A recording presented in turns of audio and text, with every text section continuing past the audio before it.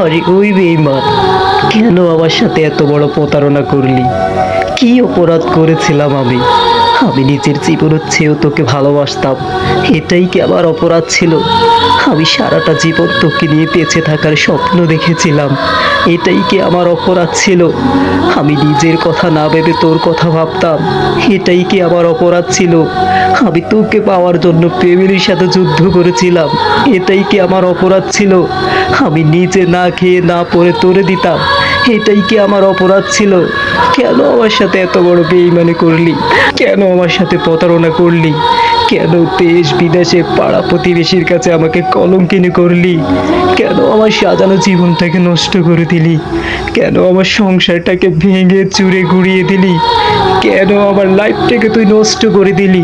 তোর কি ক্ষতি করেছিলাম আমি? তুই না আমারে কইছিলি আমি মরে গেলেও তুই কোনোদিন আমারে ভুলে যাবি না? কই, আমি কেমন আছি, কোথায় আছি? এখন তো এই কথাটাও জিজ্ঞেস করলি না।